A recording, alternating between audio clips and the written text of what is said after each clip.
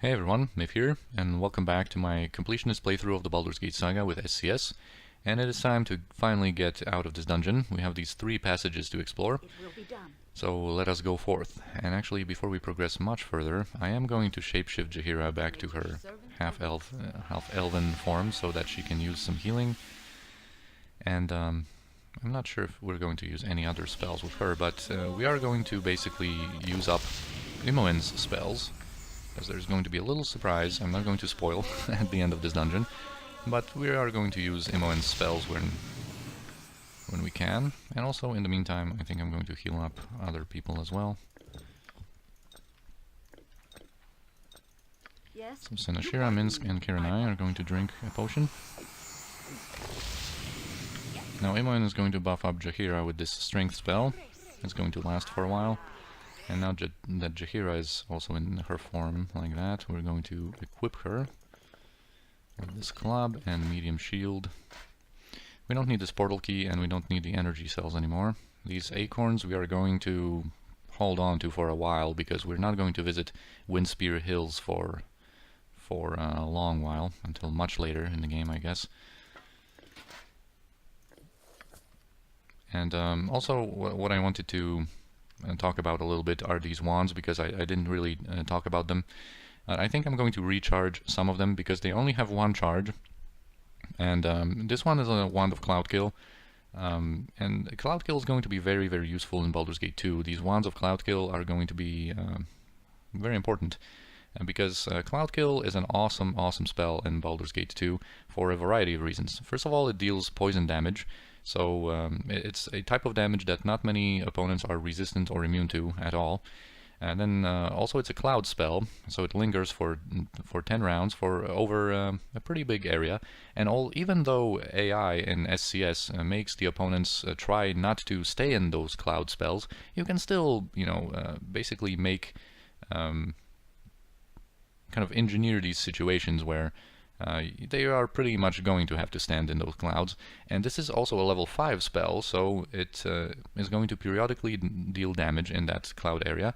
And this damage is going to go through both Minor Globe of Invulnerability and Globe of Invulnerability. So, especially early on in the game, this is going to be the only tool, basically, at our disposal to try to interrupt these powerful mages that we're going to have to start facing a little bit later. Like the beginning of Baldur's Gate 2 is, there's going to be some easy stuff where before we have to face off against some tougher opponents. Anyway, this is the wand of monster summoning that we've seen in Baldur's Gate 1. It's a useful wand to just quickly get, almost immediately get a couple of cannon fodder monsters. And then this wand of frost is different in Baldur's Gate 2, because in Baldur's Gate 1, if you remember, it shot that kind of single target beam that dealt pretty good damage, and it was called a Column of Ice, that spell.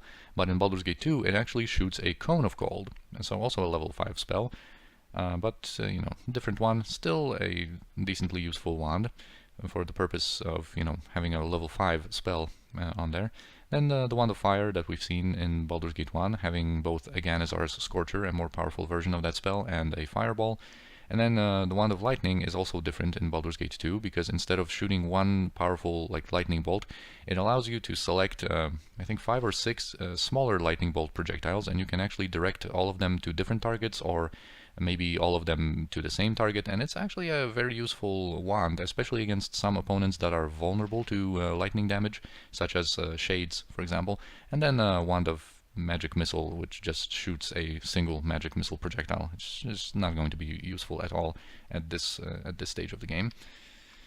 And also Imoen has an identification spell, which I'm going to use, and I'm going to use it on this chainmail. This is the Mail of the Dead, and I'm identifying this item because for the purposes of selling it, it's going to sell for 2,500 gold. So quite a bit in our current situation, but for now Jaheira is going to get that, and I think Minsk is going to equip a Splint Mail for now, and Jaheira is going to now become, our primary kind of tanky character, like I said before. That was our plan for her. And what else I wanted to say here? yeah, we were not going to identify these wands because we don't really have to for the purposes of like recharging them. We just have to sell them to a vendor. And even with one charge, even if identified, they wouldn't sell for much anyway. And we're going to like buy them back or steal them back to get them recharged. And like I did in Baldur's Gate 1, these recharge items, I am going to sporadically, like some items here and there, I am going to recharge. So I am going to engage in that kind of mechanic, but I'm not going to abuse the big amount of charges that we're going to get out of this practice. Anyway, another thing that I thought I should mention, just for clarity, is that these non-magical weapons, there is no chance of them breaking as it was in Baldur's Gate 1, because they are not affected by the Iron Crisis here. The Iron Crisis, like, first of all, we have already solved it in Baldur's Gate 1, but there could still be like some, products from that time that would be brittle and at the danger of breaking. But we are not where we were in Baldur's Gate 1, and in this area, this region, there was no Iron Crisis, so all of the non-magical weapons are good. Alright, so now we can progress further, and you know what, maybe I can even use this bark skin that Jaheira has to improve the armor class of Sinashira. It's going to go from 3... Oh, we've already triggered these guys. From 3 to -3, so pretty nice 6-point increase. I always say like increase and that the armor class is higher, but of course the number is lower, but you know what I mean. I mean that it's better by 6 points. So a group of these Duergar, and there's going to be another group with a mage, and he's not going to be much like the guy, the Duergar mage that we've defeated in the previous level of this dungeon. He's not going to be a great representation of an SCS mage, but they are going to get much tougher, of course, later on. This is just a prologue, introductory dungeon, so even SCS doesn't buff up these mages to like great extents, although they are still more effective than they were. Yeah, so he has a little comment here. By the exile, the prisoners have escaped. So this exile portion we're going to get back to much later. Yeah, between invading thieves and the loss of Sinashira, the master will not be pleased. Also, when it comes to the Shadow Thieves, that we've already got to know that these assassins are members of the Shadow Thieves, we've met this organization at the end of Baldur's Gate 1, of course, when through Husam, which we've even cooperated, worked with them for a little bit, because of course Saravok tried to implicate them for the murders of different influential figures of Baldur's Gate to incite the war between Amn and Baldur's Gate. And the Shadow Thieves, just as a reminder, they are a thieves guild that's which headquarters, they have their headquarters in Amn, in Athkatla, but the influence of that organization spreads much further away from there. But they're generally supposed to be, like in the Forgotten Realms lore, to be a very powerful, like influential thieves guild. Alright, so here's the mage, 2 crossbow guys, and 1 melee dude. And he's trying to cast something, and he doesn't seem to have shield, or maybe it just didn't trigger yet, but I'm going to be ready with this. Okay, Horror and Sinashira, that can be bad. It's a very fast spell to cast, so we wouldn't have a chance to interrupt it anyway, but I am going to use this magic missile on him and perhaps, speed up his demise. And actually, we want to focus him. Alright, so Jaheira and Sinashira got feared as a result of that spell. But he should be badly injured. Ghoul touch. Yeah, see, I badmouthed him a little bit, and then he actually did something that was effective. Also, Yoshima was feared as well.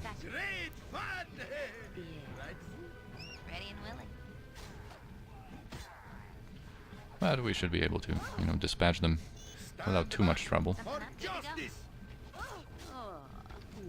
Although we took some more damage than I wanted. Well, it's actually Sinashira went actually quite far there, inspecting the battleground from the previous episode. Alright, in the meantime, Imoen can unlock these chests. I really want to loot all this stuff with Sinashira, but at least we can pick up the gold, I guess. With whomever. Alright, this fear is going to last a little while longer, but should be should be ending soon. I don't want them to go and explore these different passages and trigger what lies ahead. Alright, now we're back. And I'm going to just teleport Sinashira back here, not to waste time. Another splint mail. I'm going to start taking things like that because we're going to be able to sell stuff soon, and we're going to get a little gold from stuff like splint mails and the composite bows that we're going to be able to loot in a second. And this also is this girdle that we've had in Baldur's Gate 1, and this is the girdle that gives us a bonus against crushing damage. As you can see, we're going to have 4, or our armor class against blunt weapons, crushing damage is going to be better by 4. So that's very nice. And old item that we were familiar with from Baldur's Gate 1. There's this crate. I'm going to pick up this heavy crossbow for selling. And there's a nice potion of invisibility there. Very nice. I'm going to take some of these bullets so that Jaheira can be equipped with like 2 stacks of those. And potions of invisibility are going to be held by Kiranai. Yes. Alright, and now we can proceed. I'm even going to teleport our guys here to make it slightly faster and explore this passage here. Yes, certainly. Let's have Sinashira come forth. What is it? Get me out of this hellhole. And here's a man called Frenedon, apparently imprisoned here as well.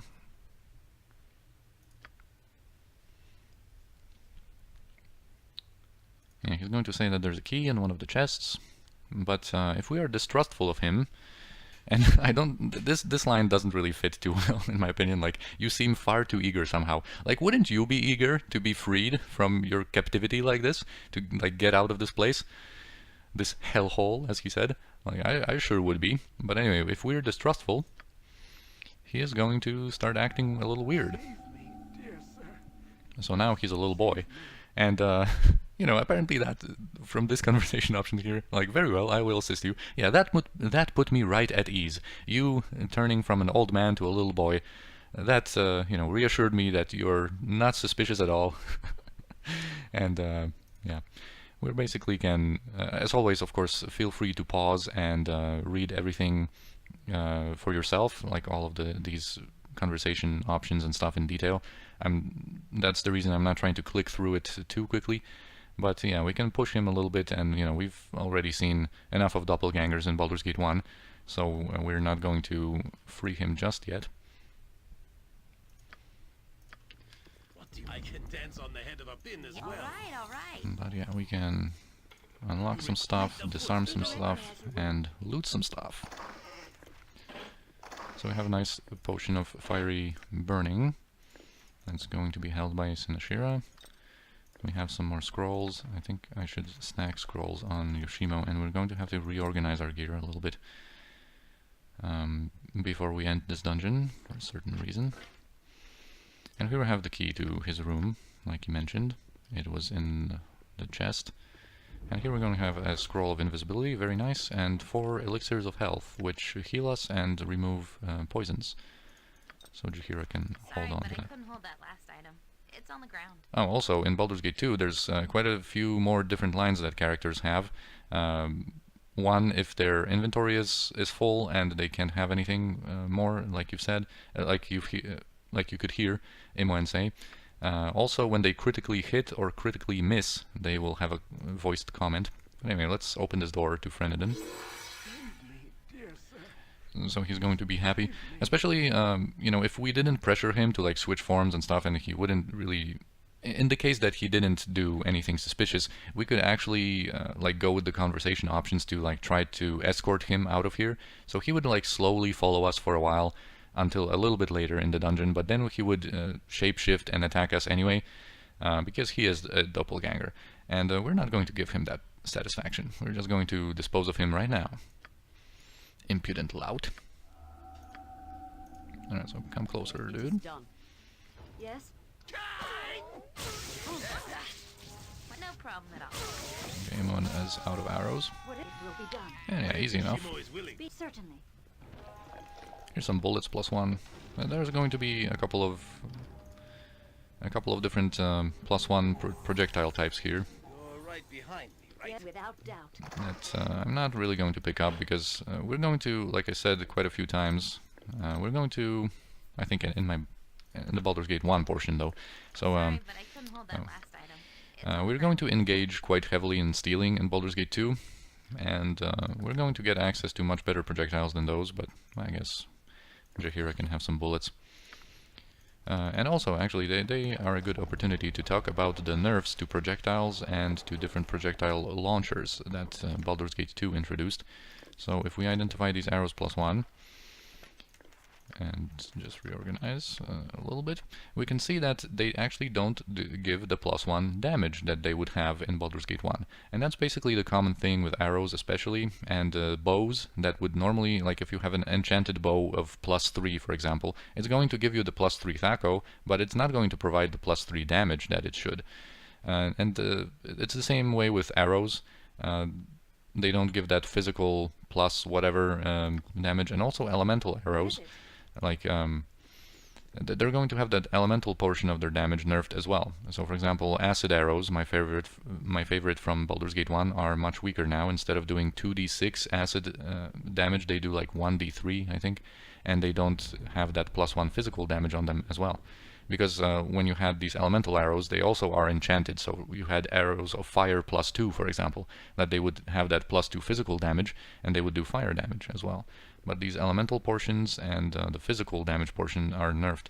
And I think it's really unnecessary in Baldur's Gate 2 because of a couple of reasons. The growing health pools, you know, serve the purpose of, you know, lessening the impact of a couple of arrows that can hit a target from afar and, you know, in Baldur's Gate 1 kill it. And also the melee damage, both from like higher levels and being able to dual wield and stuff like that. Melee damage is, you know, really high in Baldur's Gate 2, so, you know, unnerfed projectiles and bows and stuff would actually fit really nicely into the game in my opinion. And there are mods actually that bring that kind of feature back of arrows and projectiles in general, you know, having that correct damage from Baldur's Gate 1, because it's not supposed to be, I think in like D&D, the pen and paper D&D, I don't think there's ever been such a thing to like nerf these arrows, but not sure about that. But I think, you know, they're supposed to have these damage bonuses, but I think for some balance reasons they nerfed that in Baldur's Gate 2. So anyway, there's more Shadow Thieves here. Aha, I knew there had to be reinforcements down here. Couldn't be that powerful by himself, I said. So he's under the impression that we're servants of Irenicus. Yeah, and he mentions a guild war. And there is no getting out of this encounter. So I don't know who you are, but unless you want to die, you'll get out of my way. Yeah, your master dies above and you shall join him. Yeah, you and your guild will die, no matter your words. I left Yoshimo and Imoen back there because there's going to be two guys invisible that are going to try to backstab us, and Yes? Yoshimo and Imoen would be very nice targets for those backstabbing thieves, and they wouldn't really contribute much in this fight anyway. And this guy actually can cast some spells, and he hasted the whole bunch of them.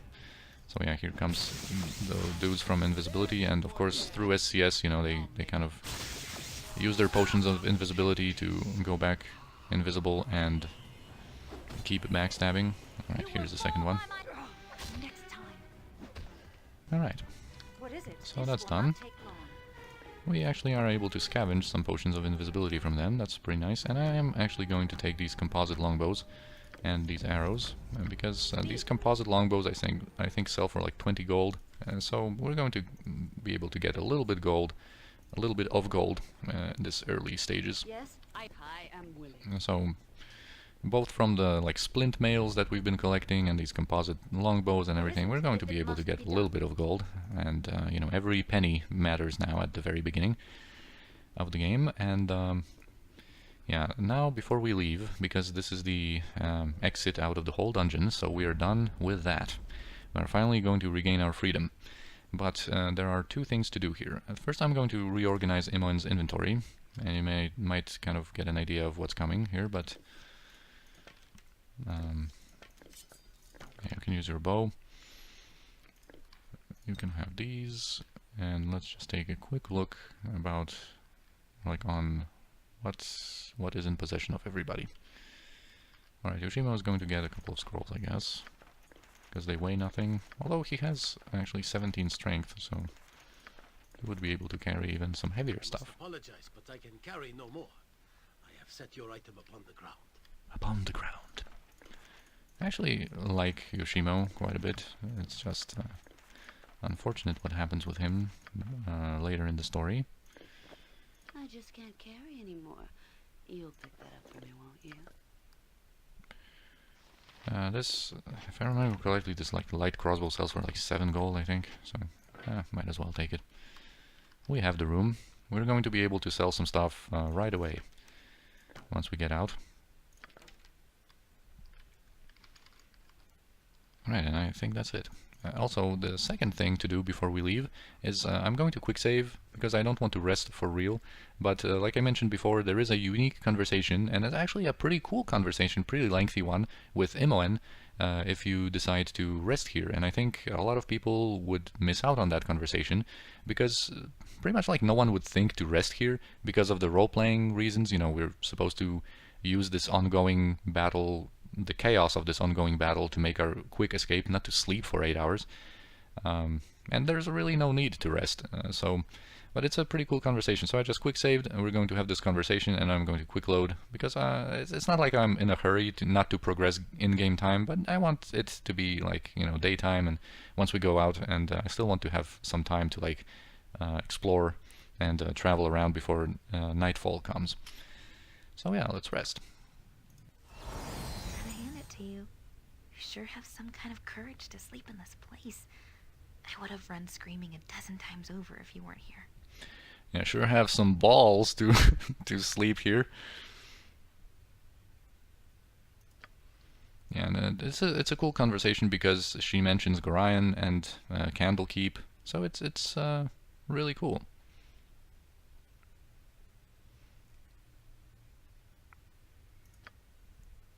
And we can get to know a little bit more about Gorion if we use this conversation option. Be a little bit more inquisitive, but I wouldn't say my memory is still fuzzy about him.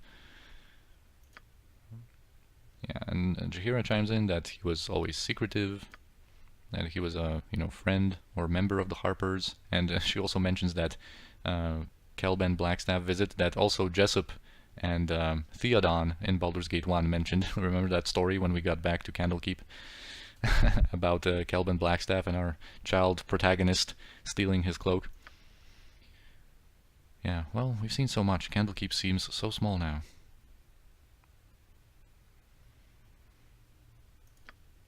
Yeah, and of course she mentions Winthrop, a very important figure for Imoen. Kind of a father figure for Imoen. Of course, as usual, feel free to pause and read.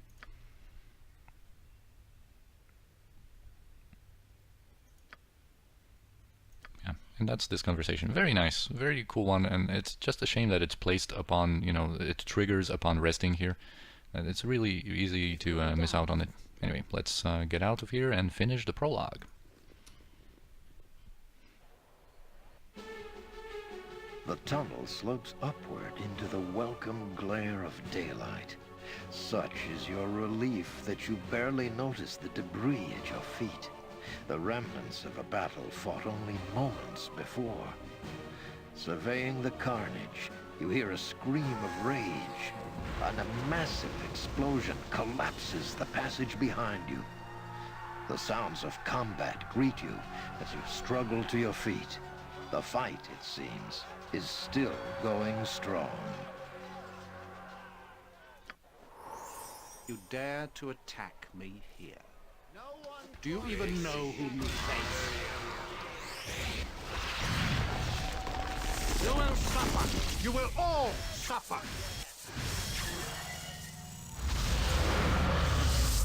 So, godchild, you have escaped. You are more resourceful than I had thought. You're not going to torture us any longer. Torture? Silly girl, you just don't understand what I'm doing, do you? I don't care what you're doing. Let us go. I won't let you leave, not when I'm so close to unlocking your power. We don't want anything from you. Enough! I will no longer listen to the babbling of ignorant children.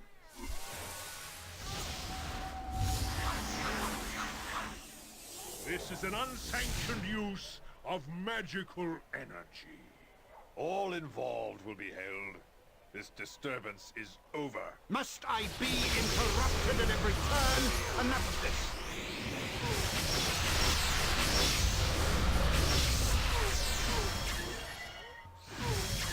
This mage's power is immense. We must overcome him quickly. Enough.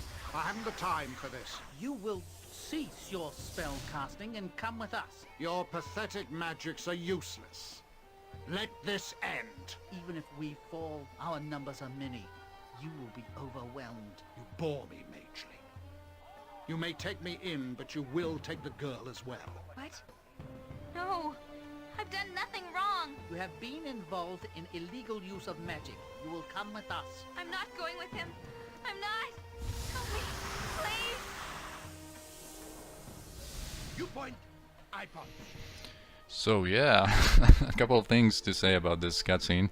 At the very beginning of it, which when you see Irenicus just destroying these like shadow thieves, you can see one of them actually, if you want to rewatch especially, you can see one of them kind of getting away.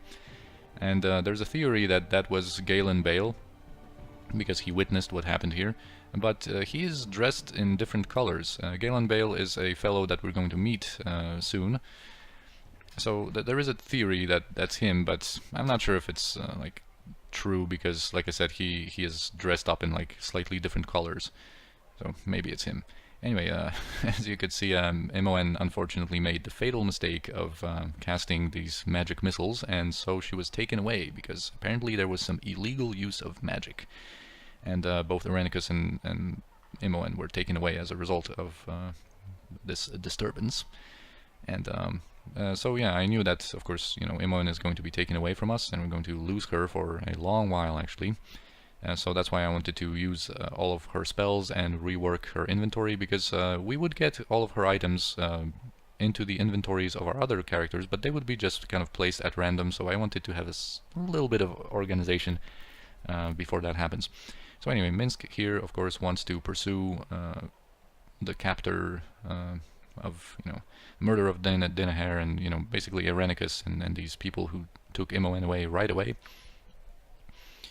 And Jaheira is going to be a little bit more cautious. Yeah, I find it odd that this Irenicus would leave of his own volition. And why take Imoen when it is Senashira he is so obviously interested in? Perhaps he expects us to give chase? We must step carefully here. We know little about him, whom he was fighting, who took him, or even where we are. We seem to be drawn into machinations not of our own making. Jeez, I'm like losing my voice. Yeah, so Minsk being a little hot-headed, of course, and yeah, Yoshimo chimes in as well. So yeah, now we are outside of the dungeon, and we're almost free to go wherever we want. Yes, certainly. We're going to be free to do so very quickly, very soon, I should say. I'm going to pick up some stuff, some more arrows, some more of these composite longbows.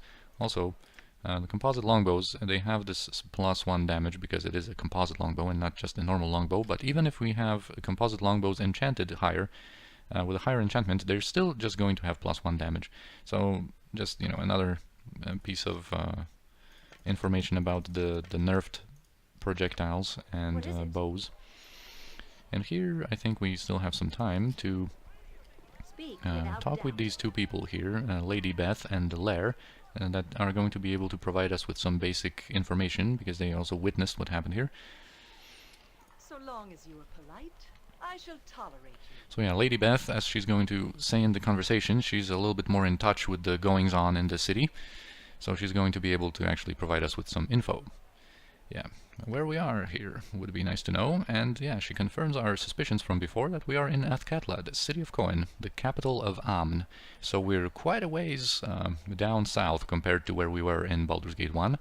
If you remember, in Baldur's Gate 1, basically the furthest south that we can go was the town of Nashkel, and the town of Nashkel is basically the furthest, like, northern outlying town of Amn.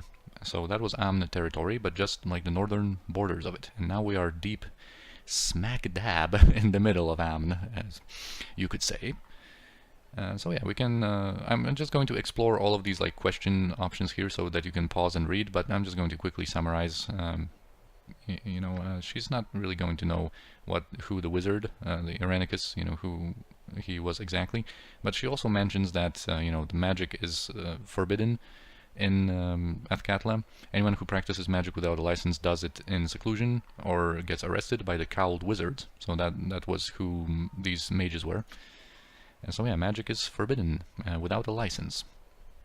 We're never going to buy our license, by the way, but it would allow us to cast outdoors in the city. So yeah, we can ask her some other questions. We're at Joaquin's Promenade, the center of trade in Athkatla. Yeah, you are new here. Yeah, you will find, of course she's a noble, so you'll see some of the conversations with nobles in this game are really funny, but you will find others of your ilk at a place called the Copper Coronet in the slums. Copper Coronet is going to be kind of a important inn to visit. Yeah, so we can ask her about the guilds. Apparently, you know, the Shadow Thieves are threatened by some kind of a new guild that came to be recently, and there's a war between those. Oh yeah, she mentions that she's yeah, not as distant from the workings of the city. I have heard the mutterings of our stable boy and his kin.